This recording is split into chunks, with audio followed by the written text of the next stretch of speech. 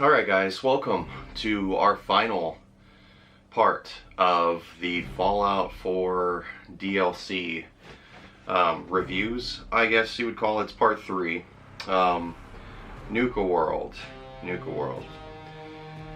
Last week, if you didn't see the videos, I reviewed and talked about Far Harbor, the DLC, which I really enjoyed, and Automatron, which is the Mechanist DLC, which I didn't really enjoy. And now we're on the biggest one out of all of them, and that's Nuka World. And right away I'll tell you, it's a mixture of like and dislike. There's a lot to unpack in this DLC, so let's just get into it. First of all, the whole DLC being based around Nuka-Cola and being based around a whole amusement park dedicated to a soft drink that looks very much like, if you've ever been to Disneyland or Universal Studios, or maybe Six Flags or Knott's Berry Farm, whatever. If you've ever been to any of those places, it's very much set up like that. So there's varying places within Nuka World, like a zoo, a kids park, whatever. And the premise of the DLC is you get a mysterious signal on your Pip-Boy, and it is a commercial for Nuka World. And you go to investigate it at the tram station, and there's a group of gunners there. Why there's gunners there, you don't really know as of yet. It's just that they are looking for some lost gunners of that area. Whatever. You get there, and it is very much like the Pit. Now, the Pit in Fallout 3's DLC was way better, way stronger as far as the story department goes, and catching your attention. The Pit was more fun to explore, to be honest. The Pit was more fun to explore in certain ways, but Nuka World was also had its fair share of fun places to explore. But when I say it's very much like the Pit, it's because Nuka World is being run by 3 different factions of raiders. And if you have ever played the Pit DLC, that's very much how that is run as well. The Pit is like a mixture of raiders and slavers. And the reason why it's very much the same is because everyone that works there at Nuka World, who's just like a trader or a person that lives there, they're all walking around with slave bomb collars on their necks, thanks to the raiders of Nuka World. What happens when you first get there is you end up going through this gauntlet-like thing that's very much like a trap death house. Not very impressive, and it also was kind of confusing in the story department, because once you get there and they make you run through this gauntlet, what's the point of having the character run through a gauntlet of death traps if at the end the whole game is supposed to be rigged by the leader of the raiders for you to die? Why not just get into the arena and get killed? I don't know. Anyway, the gauntlet reminded me a lot of the movie Slashers, kind of. If you've ever seen the movie Slashers, or you haven't seen it, I did a movie review on it on my channel. You can find it in the card that pops up here. Great movie, way better than this DLC. So you end up fighting the boss raider at the end of the gauntlet, and the other raiders of that settlement of Nuka World want this boss gone, want him dead, because he is not fulfilling his duties as the leader of the raiders. So they plot against him and help you kill him. And then it's up to you to either help one raider group become the dominant group of Nuka World, or bring peace among all the raiders, or destroy all the raiders and free everyone. I like that there's different options, but as far as raiders go and slavers, because I play a pretty much a good character in this run through, I just went out and destroyed and killed all of the raiders and all of the boss raiders within Nuka World. For me, there's no reason when I was playing that I was like, wow, I want to know more about this raider group. They're raiders. They raid. It's all they do is be assholes and steal shit from people. I mean, that's literally it, and be psychopaths and take a lot of chems. One of the raider groups are so fucking twisted that their entire camp is full of dead bodies of past caravanners, past traders, other raiders I'm sure that they've killed, and their heads are all on pikes. They're nailed up on the fucking wall like it's a scene out of Hellraiser or Event Horizon. And there's holotapes everywhere pointing out how they go around and trick people and just bring them there and murder them. I'm assuming some of them are cannibals. I'm not entirely sure, but I'm assuming some of them are cannibals because I think in one of the fridges I found, you know, the strange meat that you find when there are cannibal characters in the game. So for me, I didn't even bother getting to know all the raider groups. I didn't care. They're raiders, they're slavers, so I killed them. But that wasn't until way later on in the game. When I first got to Nuka World, I didn't want to jump into the main quest line of the DLC. That's how I am with every Fallout game. If you've seen my past videos, you know that I don't like jumping into main quests until after I explore a lot of crap. So that's what I did. I pretty much explored every location in Nuka World before I even got to the main quest. Now, this is a thing that really pisses me off about Bethesda and how Bethesda makes their fucking games. So if you give a player character the choice to explore the open world that you give them and let them meet characters and find new things before they start talking to the NPC that potentially will give them a quest in that certain area way later on, why is it that if you find the stuff before you talk to that DLC character or that character in general, that it breaks the fucking quest? So there is a lot of that in Nuka World. I didn't experience any kind of glitches or bugs in the past two DLCs that we talked about because I would have brought them up. But Nuka World is chock full of quest breaking bugs and also just level glitches in general. And what I mean by that is getting stuck on a rock or walking over a pipe and you're literally stuck within an inch of a crevice of a pipe and you can't fast travel out of it because your character's in the middle of the falling animation, you know, where he's like, ah, like that, like he's about to fall through the world. That's what it is. And there's a ton of that in this DLC. Not only that, but there are a lot of things that didn't make sense to me in this DLC, as far as like, why would there be super mutant groups this far out of the Commonwealth?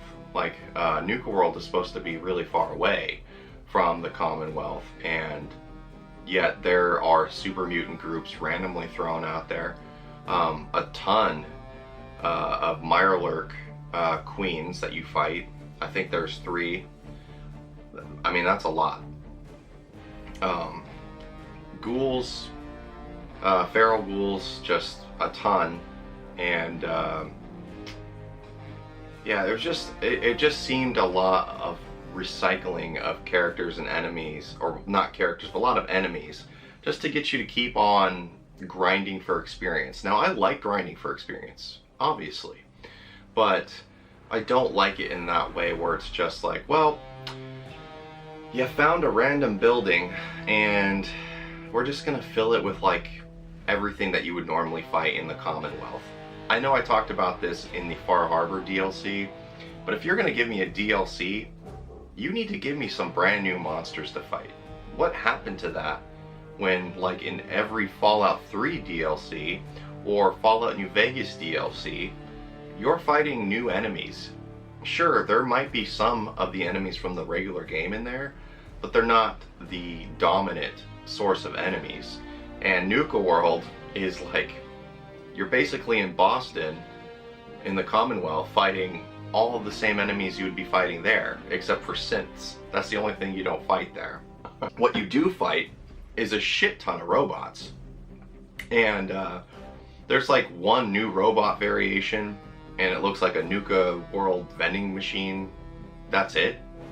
All the rest of them are Mr. Handies and Protectrons and laser turrets, a fucking shit ton of those. And they're all just done up with paint jobs of Nuka World. That's it. Now, yeah, there are so many game-breaking bugs or quest-breaking bugs in this that I can't even express it. Like, you go through hours of a DLC quest or a quest in general, and you get to the final part, and this is, I had to look this up to make sure it was not just me experiencing it. Of course it's not. It was the quest where you find the crazy people out in the middle of the deserty area outside of Nuka World who want you to find spacesuits so they can go try to jumpstart a fake UFO spaceship. Fun quest. It was fun quest because it was out there. I will give credit to Nuka World on this. There are little tiny side quests, and I mean microscopic side quests, because you could be done with them in a matter of an hour, maybe two.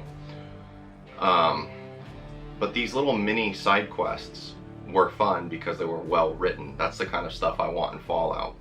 I'd rather take a bunch of tiny little well written side quests than one giant Nuka World that's just kill the raiders of Nuka World or help the raiders of Nuka World. So anyway, back to this quest. I find all the spacesuits. I fight a million fucking robots in the Nuka World Galaxy Center. A million fucking robots. And get these suits, bring them back to them, help them clear out a junkyard, again, filled with robots. And at the very end, when you're supposed to get the final payoff of the end of the quest, one of these people in this lady's party is stuck in a battle animation in the middle of the desert and doesn't show up. And the lady refuses to talk to you and finish the quest until that person shows up. And he's just literally stuck like this, out in the desert. Because there was one fight with a rad scorpion that I killed immediately, and that guy's just stuck there. I didn't even notice he was out there until after me walking around being like, what the fuck is she talking about? I will tell you the rest of this. I will give you the rewards for your journey after all of my flock are here.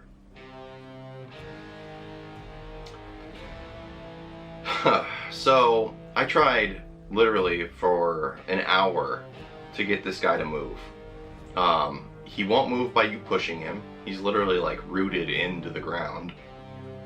And if you hit him, he becomes hostile, in turn turning all the people at the junkyard that didn't even see you hit this guy because it's far away from that location, turns them hostile, and you fail the quest. So I tried a lot of different things. I tried waiting it out. He never moved. I had a AK-47 with explosive rounds. I shot that like kind of close to him, and it kind of jiggles him out of that area, and he starts walking, and I'm like, holy God, I did it. Holy fuck, I finally fixed it. He starts walking towards the location of the junkyard, and then he just goes up against the building and sits there like this. He just like leans up against it and doesn't fucking move.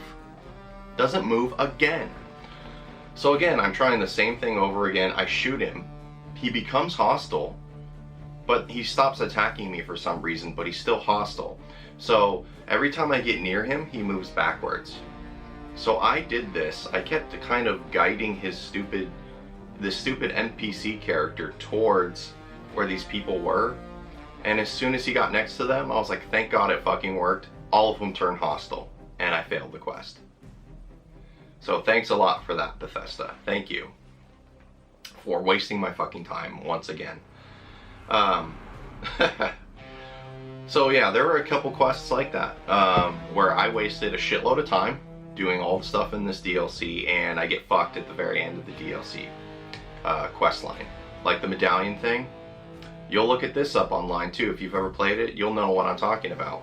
I explored all the areas. You collect all these park medallions to get a prize at the end, and I started collecting medallions before I even talked to this character because it was just something there. Sorry for role-playing in a fucking game where I'm going and hunting out items. Sorry. So I collect all the medallions of the parks, and it's not counting the ones that I found before I talked to this character. And you can't recollect or re-interact with the medallion dispensing machines. So that quest is lost to me. Thank you again, Bethesda. But yeah, so if you want frustration and you want to feel like you're gonna rip your hair out, yeah, those are the kind of things that are gonna happen once you play Nuka World. As far as the main storyline goes, I know this is gonna be another long drawn out video, but there was a lot to unpack in this one. As far as the main campaign goes of the Raiders, it didn't grab my attention whatsoever. They're Raiders, they're slavers, kill them. Now, I like that I like that there's choices, finally, that you can become a Raider. It's something that has been missing out of all of the Fallout games, to be honest. You can't just become a king of the Raiders. And even in Fallout New Vegas, when you befriend the Fiends, you can't it's not like you can lead the Fiends, so that doesn't count.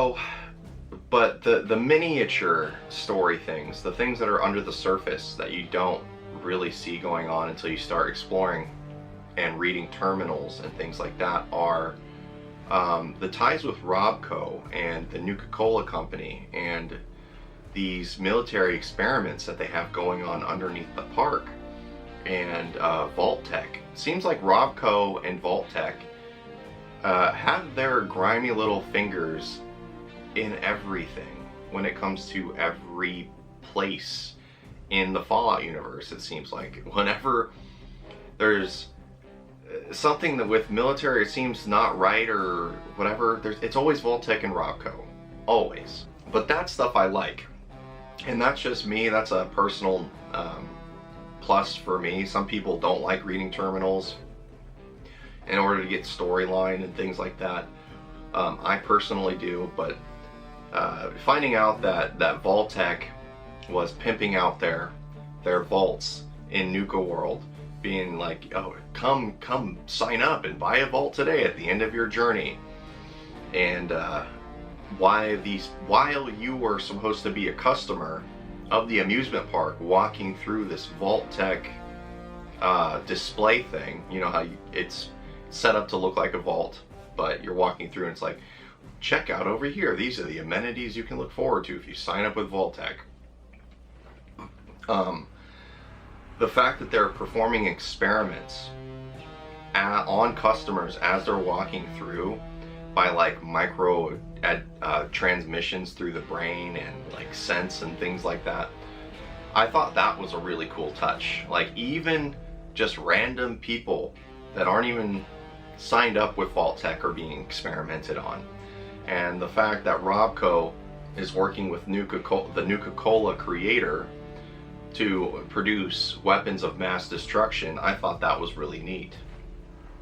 And the fact that they finally bring back a character from Fallout 3 that's not as stupid as it was when they brought back one of the kids from Lamplight as a companion character in Fallout 4 Vanilla. I forget her name. The lady that loves Nuka-Cola. The girl that goes and sends you in Fallout 3 to find all the Nuka-Cola quantums, and she gives you a schematic for the Nuka grenade. The fact that they brought her in, and she has a little side quest for you, and the things that you discover once you beat the quest is like a great payoff. It's one of those quests that have a great payoff. It actually builds on a character from Fallout 3's lore, other than the Mechanist DLC where it did nothing, it just kind of retconned it. That is stuff that I like. So that was a really good quest. When you go to the kiddie park of Nuka World, you run into a ghoul who has transformed all of the misters that you would see in amusement parks, especially here in California, because it gets so goddamn hot here. It's like 109 here today. The misters in the parks, he's transformed them all to just, or tweaked them, so where all they're doing is spraying radiated water everywhere. So it's got this thick cloud of green mist all around it, and he's running around trying to fuck with you and kill you the whole time, and you don't know why exactly. You just think that he's crazy, but it reminded me a lot of Fallout New Vegas, when you'd run into the ghouls trying to get the rocket ships. The Bright guy, I forget his name, something Bright. There's a story behind it, and it's actually pretty good. It ends way too fast, but it was actually pretty good. There are a lot of unique weapons in Nuka World, which I liked. At least there was unique weapons this time instead of not like there was really in Far Harbor. Far Harbor, there were a couple unique weapons. They weren't very good, so you don't really ever want to use them, but the ones in Nuka World were actually pretty decent. The only downside about it is once you leave Nuka World, you can't get that type of ammunition for those guns unless you go back to Nuka World every time and buy off their vendors. So that is a bit annoying. And here's another funny thing that happened during the end of the Nuka World playthrough, is that once you kill all the raiders, you go back to the main, I guess, headquarter area where all the vendors are, and everyone's slave collar is gone, but so are all of their clothes. For some reason, all of them are running around in their underwear.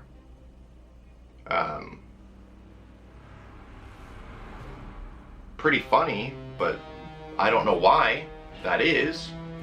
They got rid of their, I guess, slave clothing, and now they're just gonna be nudists. I don't know, but yeah, they got rid of all their clothes when they took off their explosive collar and decided just not to put on new clothes, even though they have a booth and they sell clothes. I don't know, very, very confusing. I think one of my favorite quests in Nuka World was Sito. And if you know what I'm talking about, Sito is the character you run into while you're exploring the zoo section of Nuka World. Yeah, for some reason Nuka World had a living zoo inside of it. And they introduce the brand new, I would say it's kind of lazy enemy, but the gator claw. The gator claw is basically just a giant alligator that attacks you just like a death claw would. About it. Now, I mean, they're cool looking. It's just that it seemed like a very lazy attempt to just kind of give a new enemy. For me, new enemies need to be something like Fallout 3, like the pit. When you go to the pit, you meet the Trog, and there's actually a story behind the Trog. Now, in Nuka World, there is a story behind why there's gator claws. It's just not very well written. It's not very intriguing. It's like, oh, I can genetically experiment on alligators or animals, and somehow they're going to end up as big and as strong and attack the same way as a deathclaw does. I don't know. But one of my favorite characters that you meet is Sito, and he's pretty much a guy, he's like Tarzan. He's Tarzan mixed with the Hunter from Spider-Man, if you remember him. the Ultimate Hunter, I think his name was, the guy that dresses all in like animal clothing and growls at you like an animal. I don't remember exactly, but Sito looks like a living version of Graunak the Barbarian. It was actually really funny, and he talks like a caveman. He's raised by apes. It was just a very good little side character that you meet in the game. A lot of the locations, there are, the map is not as big as Far Harbor. At least it doesn't seem that way, because there are so few locations spread out in this bigger map. And the locations are not that intriguing. There was literally a town that I found, and there's nothing in it but ghouls. That's it. Like, why was it a location to begin with? I don't know. There's nothing in there except ghouls and one lady with a holotape that makes no sense, because that's the thing. There's a lot of continuity and things in this DLC that just feel like they were thrown in there because meh. The whole subplot with the gunners being there and them exploring Nuka World because they heard rumors about it and other gunners looking for them, like, who gives a fuck? Who cares? I don't want to play a DLC where I'm fighting more gunners. I don't want to play a DLC where I'm fighting more raiders. But that's all this is. That's all Nuka World really is, because there are a lot of locations where you're going around and there's either nothing there, or it's stuff that's completely pointless to what this DLC is even about. And none of it carries over into the main vanilla game of Fallout 4. I tried. No one really expresses any kind of acknowledgement that any of these places exist that you've been to in the DLCs, so that's kind of annoying. The Alien Blaster makes an appearance again in this game, and unfortunately it's nerfed. It's nerfed beyond the point of even carrying it around. I sold it immediately. After using it once, and it couldn't take down a super mutant in one shot, a regular super mutant in one shot, I was like, this is a useless weapon. If you played Fallout New Vegas or you played Fallout 3, the Alien Blaster, the Captain Alien Blaster, is like one of the end-all be-all weapons. It disintegrates nearly everything in one or two shots. But this Alien Blaster literally does jack shit. You might as well be shooting them with a laser pistol at that point. A base laser pistol with no upgrades or attachments or anything. So for that, I was very let down on that. Nuka World itself, when you're exploring the factory, it's pretty much a giant hive mind for Mirelurks. So once again, you're fighting a crap ton of Mirelurks, which is weird because Nuka World is like in the middle of the desert. Like, there's no water for miles and miles and miles around. And for some reason, there are an abundance of Mirelurks, not only in Nuka World, but there's like somehow small reservoirs in the middle of the desert, there's no reservoirs in the middle of the desert in real life. I mean, you look at this atomic blown up ass area, there'd be no reservoirs. But there is somehow here by Nuka World. And like I said, there's like 3 Mirelurk queens in this game. One somehow surviving in a little pool in a loading bay parking lot.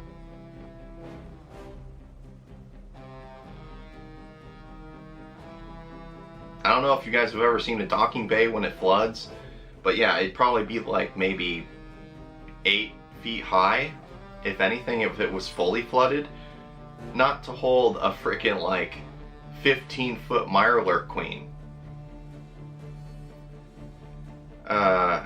Yeah, so stuff like that doesn't make sense. Also, what really irked me, I thought it was cool at first, until I realized what was going on. And this will probably be the last part I'll talk about. The Winchester Mystery House makes an appearance in this DLC. Now, I am a native from the Northern Bay Area of California, and the Winchester Mystery House is a main staple, I would say, of the San Jose Bay Area. I've been there. It's a very interesting place and a very cool place, I must add. If you ever get a chance to go there, go there. But it makes an appearance here in Fallout 4 Nuka World. Now, at first I was like, holy shit, this is really cool. And then I immediately was like, wait a minute. We're on the East Coast. Why would this be here? Why would the Winchester Mystery House be here? And the reason why that I find that odd is because if you played the other Fallout games, you've seen that Bethesda and Obsidian try to make locations as close as possible to where they are in real life. So, like, everything you've seen in Fallout New Vegas, there's a lot of those places, most of them, as a matter of fact, that you can drive to and see in real life. Same thing with Fallout 3. So, why the fuck would the Winchester Mystery House be on the East Coast? It doesn't make sense. It's kind of, like I said, Nuka World felt very much like, well, whatever, meh.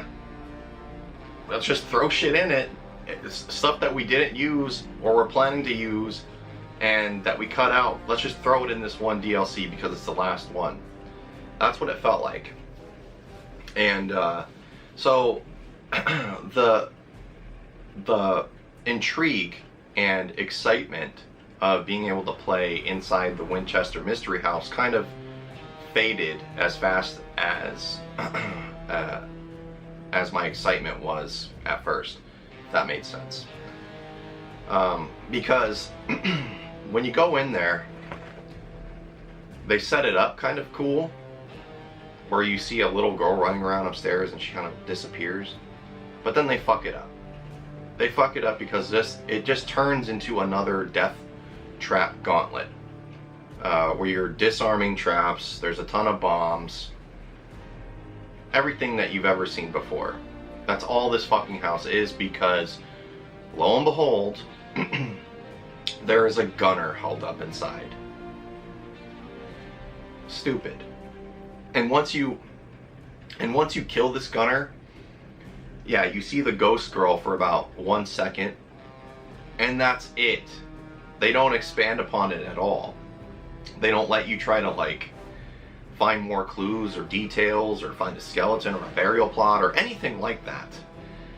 It just ends abruptly.